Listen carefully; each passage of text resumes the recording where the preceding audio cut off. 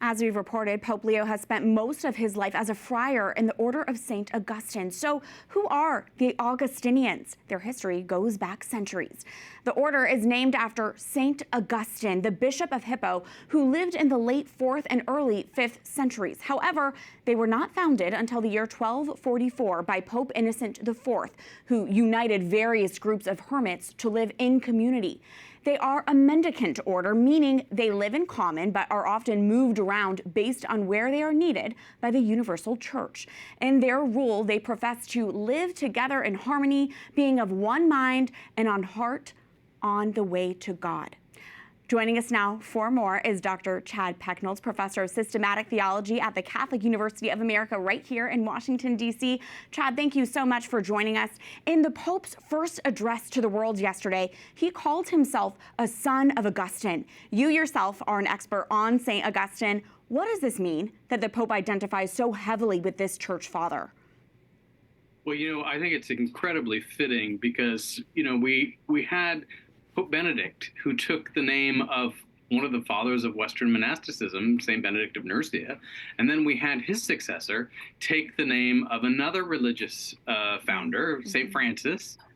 And I think there was a sense that maybe we should have no more religious order popes for a bit. But actually it's quite fitting to go back to St. Augustine because he's another founder of Western monasticism. I think his vision in the city of God is a vision which inspired Western civilization. It inspired the whole medieval West. And I think by, an Augustinian who chooses the name Leo, I think unites Saints Augustine and Saints Thomas. And also, remember, it's not just Leo the 13th, but also Leo the Great, who was one of the most important Augustinian popes. He was a pope who was enormously influenced by the thought and teachings of St. Augustine, and he fought against Pelagianism. He fought against Manichaeanism.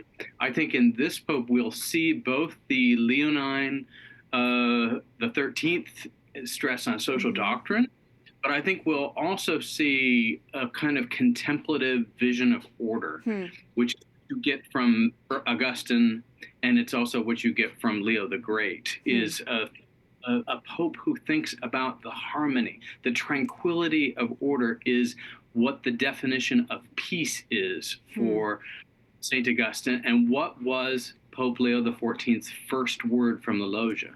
Right, peace. Right. Chad, what impact do you think the Pope will have specifically on American Catholics? Well, obviously, you could just see in the footage that it's kind of electric, in St. Peter's Square, the sort of fascination with a pope who speaks with a Midwest accent, who roots for the White Sox, who has probably had, lots of deep dish Chicago-style pizza. And that smell of the sheep, I think, idea that came with Francis wasn't always so credible to Americans, but this seems credible. I think Americans are enthused. We're, I think, hitting a sort of resurgence of Catholic faith in America right now, and so this couldn't be better timing for a resurgence of American Catholicism. So I think it's a really exciting, kind of delightful treat from God for us. I think so too. Dr. Chad Pecknold, thank you so much for your insight. A pleasure.